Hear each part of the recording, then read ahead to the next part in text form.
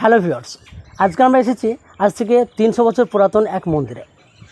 মন্দিরটি দ্বারকা নদীর সংলগ্ন এবং পাদনা গ্রামের সন্নিকটস্থ। এই মন্দির প্রাঙ্গণে আজ থেকে 25 বছর আগে পর্যন্ত এক বিরাট মেলার সঙ্গম ঘটত, যেখানে হাজার হাজার মানুষের ঢল নামতো।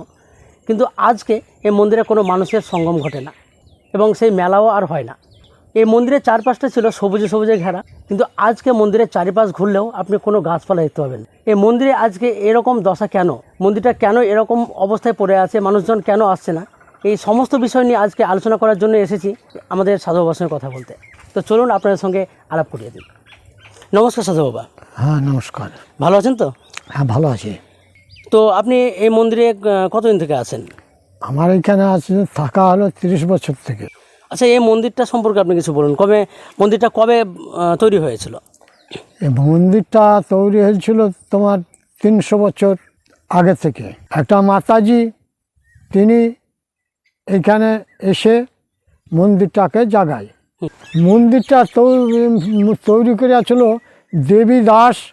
এইখানকার চুনের ইট কুড়িয়ে চুনের ভাটা করেন।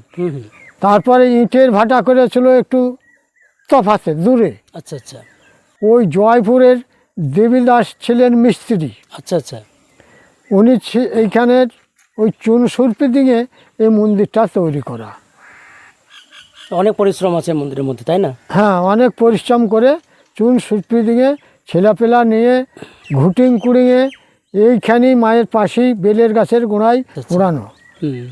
আর ইটের ভাটা একটু তফাতে এখানে ছিল না, এই মায়েরই সম্পত্তিতেই ছিলেন। আচ্ছা সাধু বাবা, এই মন্দিরের চারপাশটা তো আগে সবুজে সবুজে ভরা ছিল, অনেক গাছপালা ছিল। হ্যাঁ, প্রচুর গাছপালা ছিল। সাইবানা টাঙাবার জন্যে এক লাইনে ছিল 4টা অশ্বত্থ গাছ, 12 মেশা আমের গাছ। আপনি বাধা দেননি? তখন আমরা এখানে আসিনি, অনেক দিন কথা, আমি তখন এই জায়গায় আসিনি। আচ্ছা, এখানে একটা বিরাট মেলার সঙ্গম ঘটতো, সেই মেলাটা কবে বন্ধ হয়ে গেছে? 2000 সালে, মানে আজ থেকে 25 বছর আগে এখানে মেলা হতো, আমি বলেছি প্রথমে ভিডিওতে। তো মেলাটা বন্ধ হওয়ার কারণ কি হতে পারে? এই যুবকে যে সব ঝগড়াঝাঁটি করে কথা কাটাকাটি করতে করতে মারপিট করেছিল। করার পরে বন্ধ হয়ে যায়। এই সামান্য কারণে মেলা বন্ধ হয়ে গেল? হ্যাঁ। আচ্ছা, এই মেলাটা যে বন্ধ হয়ে গেল, তো মেলাটা যাতে আবার পুনরায় চালু হয় সেজন্য আপনি কি কোনো পদক্ষেপ নেননি? পদক্ষেপ নেব কি, তখন তো আর ভিড়ালই না কেউ। আপনি চেষ্টা করেননি? আমি চেষ্টা করেও হয়নি কেউ। 5টা গ্রামে আমি একবার গেছিলাম, নিয়ে 5টা গ্রামের লোক বললে যে না, ওখানে ঝগড়াঝাঁটি হচ্ছে, ওখানে করতে হবে না, আপনি ঝাড়ফুট যা করছেন ওই ফুল জলটাই দেন গা।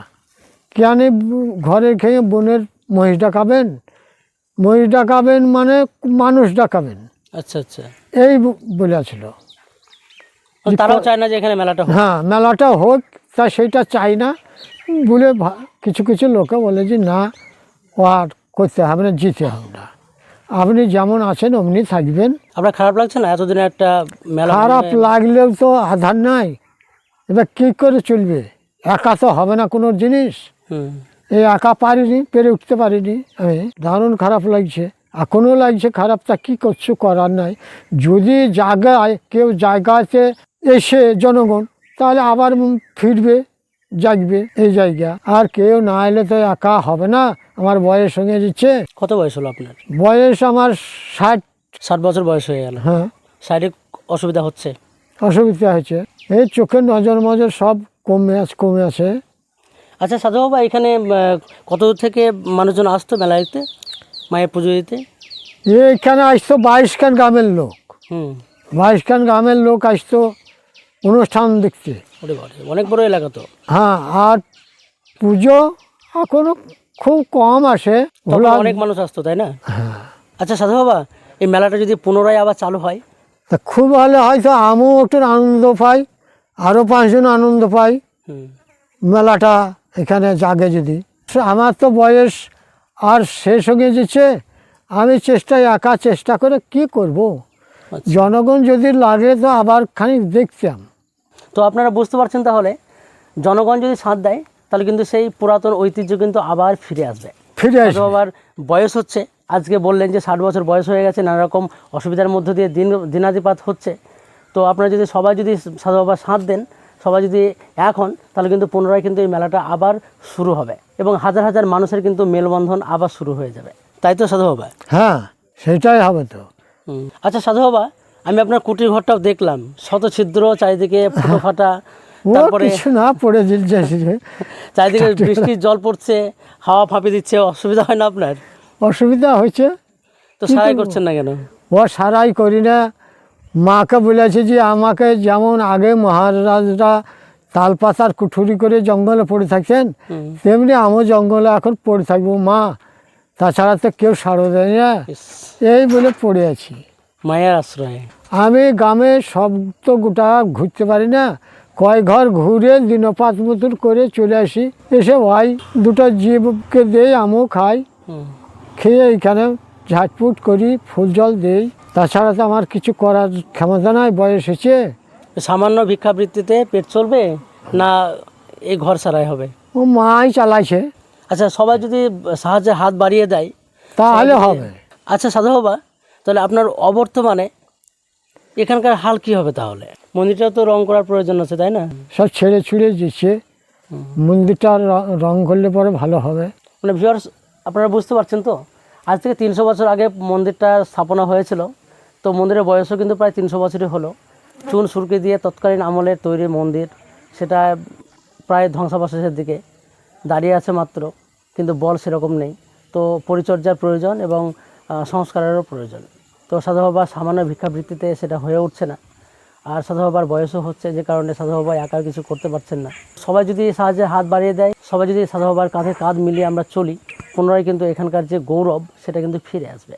আচ্ছা সাধু বাবা, আমাদের মন্দিরের বাম পাশে যে একটা পুকুর আছে, এই পুকুরটা কিন্তু কখনো জল শূন্য হতে দেখিনি। জল শূন্য হলো, এখন নদীতে মনে হয় জল নাই, সেই বলে হচ্ছে না, এখন মা কোনো করছে, মহিমা দেখাচ্ছে।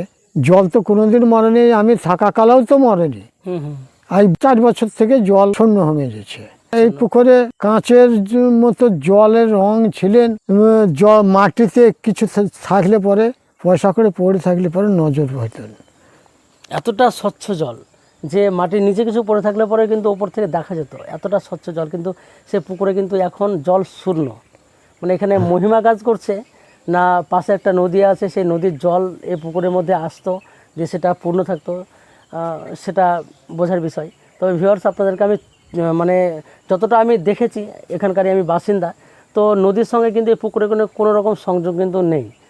তো কি হতে পারে আপনারা কমেন্ট করে জানান, এছাড়া আর কী বলবো আমি। তো সাধু বাবা, এখানকার পুনরায় যে গৌরব যাতে ফিরে আসে, তার জন্যে আপনি অনেক কিছু করেছেন, 5টা গ্রামে গিয়েছেন, সবাইকে বুঝিয়েছেন, তারা কেউ আসেনি।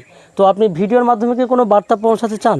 অনুষ্ঠান আবার ফিরে আসুক, এইটাই আমি চাইছি, যে আমি তো দেখতে পাবো কিছুদিন যাই বেঁচে থাকবো, সেই গৌরবটা আমার যেন থাকে, কেউ আগে এলে পরে। হয়তো এটাই সাধু বাবার শেষ ইচ্ছা বলতে পারো।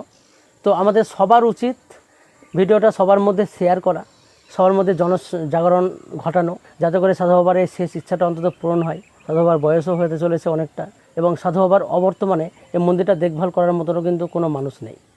তো যতটুকু পারো ভিডিওটা শেয়ার করো, সবার মধ্যে পৌঁছে দাও, এবং এই বার্তা পৌঁছে দাও যে আজকে 300 বছরের এক ঐতিহ্য মা সিদ্ধেশ্বরী মন্দিরটা আজকে ধ্বংসের মুখে। তো দেখা হচ্ছে পরের একটি এপিসোডে। ততক্ষণ সবাই সুস্থ থাকুন, ভালো থাকুন এবং আপনজনদের খেয়াল রাখুন। নমস্কার। নমস্কার। নমস্কার, ভালো থাকবেন। ভালো থাকবেন।